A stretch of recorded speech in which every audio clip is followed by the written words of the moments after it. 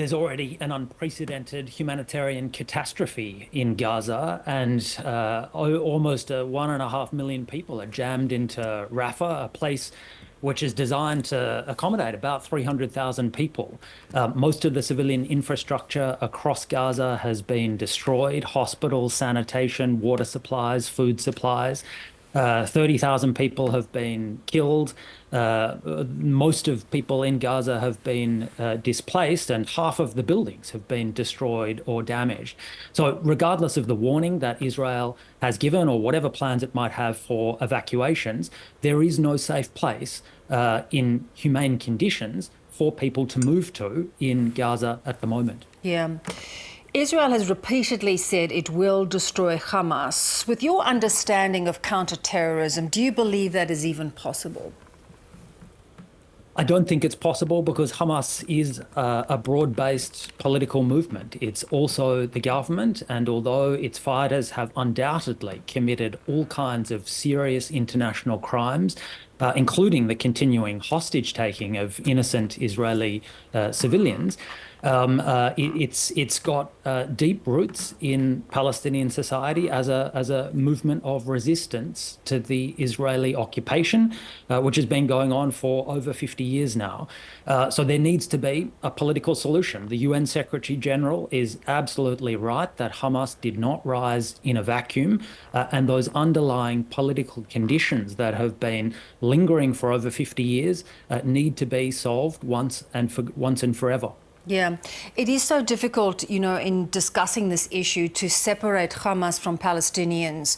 Many people feel that Hamas has either infiltrated and has many Palestinians working for them, or they are, I guess, holding the local population hostage to a degree. So how does one deal with that? Well, Hamas has been a de facto government in Gaza. So it's no different than, for example, Russia being the government of Russia and also committing war crimes in Ukraine. These are complex political entities that do a whole range of different things. And under Hamas, of course, public services needed to run, government structures needed to keep going. And that was also a function that Hamas was performing. Now, clearly, the scale of international crimes committed by Hamas means that they need to be held accountable for those crimes. Individual members of Hamas who are involved in war crimes or crimes against humanity must be held to account, prosecuted, and punished and put in jail for those crimes. But that doesn't mean that the whole political movement behind Hamas has no role to play in a political solution.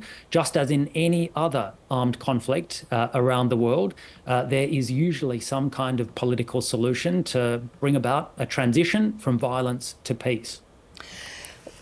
Of course, I know that you've acknowledged that Israel has the right to respond to October 7th. How do you judge whether it has been proportionate when we look at how it is unfolding? So international law sets some pretty clear standards on this. Israel, of course, has a right to protect its people from international crimes and other violence against civilians. But it has to do that in a way which is proportionate and which complies with international humanitarian law. And the problem is that clearly, and this is the view of all of the United Nations entities, it's the view of some national courts around the place, it's the view of the International Court of Justice, Israel has not been doing enough to spare innocent Palestinian civilians from the effects of hostilities. And clearly, the scale of violence unleashed by Israel, indiscriminate attacks, disproportionate attacks, use of illegal weapons in some circumstances, use of dumb bombs not targeted in densely populated urban areas which cannot discriminate between Hamas fighters and civilians. All of that is not lawful under international humanitarian law. How hard is it when it's so hard then to hold a country accountable in the middle of a conflict like this playing out? Well, the international community has to step up. I mean, there are all kinds of tools available to other countries like Australia, whether that's bringing proceedings through the International Court of Justice, supporting the investigation of the International Criminal Court, through to unilateral measures like diplomatic protests to the Israeli government, imposing sanctions. I mean, why are countries like the United States and Germany and the UK and Canada still exporting weapons to Israel when we know that those weapons are very likely to be used in the commission of war crimes against civilians? So we have to step up. It's not just talking and criticizing Israel in public statements. We have to make our displeasure with Israel meaningful by imposing concrete sanctions on the Israeli political and military leadership. How do you sift through and how do you evaluate a scenario where on both sides, there has been international laws broken? This has been an incredibly dirty war on both sides. That's not to say that there is an equivalence between both sides, because each side is responsible for its own very serious violations of international humanitarian law.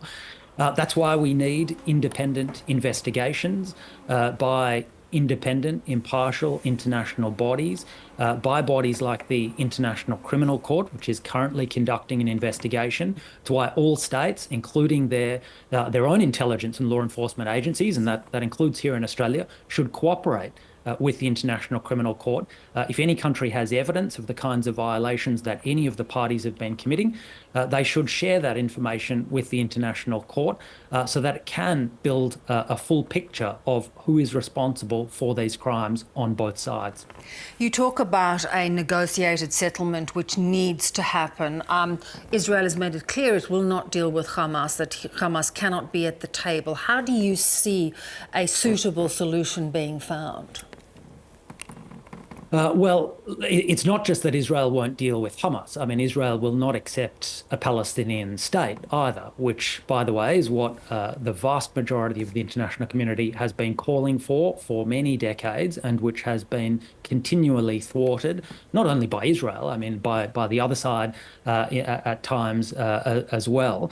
So I don't think Israel is genuine about wanting to settle this conflict once and for all through a political solution which respects international law. I mean, to do that, you have to respect Palestinian self-determination. You have to recognize Palestine is entitled to become a state and should not continue to live under Palestinian occupation for a sixth decade, which is the current situation. Look at what's happening in the West Bank. It's clear that settler violence has been unleashed on Palestinians, killing over 300 people in recent months. The Israeli army is complicit in many of those acts of violence by settlers and is certainly not holding any of those settlers accountable in any kind of meaningful process. So I think the construction of the settlements tells you what Israel's agenda is. It is not serious about recognizing a Palestinian state or a political solution to this conflict. It wants to hang on to Palestinian land as if it belongs to Israel, and that's illegal under international law. Yeah. Before you go, I would like to ask you your thoughts about the death of Alexei Navalny. What could the ramifications for a country like Russia be, which, does not abide by, I guess, any of these sorts of judgments internationally, when an opposition leader dies in prison? Well, the world has been unified in its condemnation of the death of Alexei Navalny, and we issued a statement this week calling for Russia to hold those responsible accountable through an independent, impartial investigation. Now, of course, the Russian state is clearly not capable of doing that because it's not the kind of place which respects the rule of law and independent legal institutions. But other states can certainly do more. Australia has Magnitsky human rights sanctions available. Australia has used those sanctions pretty sparingly, I have to say, despite a world of very serious human rights abuses in many countries around the place. So we could tighten those sanctions. We've already got sanctions on Russia for Ukraine, but we could do more along with like-minded states to continue to isolate Russia, to put pressure on it that these kinds of unlawful deaths in custody potentially are not acceptable, particularly when it destroys independent political movements in countries. I mean, this is what it's about. It's about preventing any kind of political challenge to an authoritarian ruler in the person of Vladimir Putin. Really appreciate your time, Professor Saul. Thank you very much. Thanks for having me.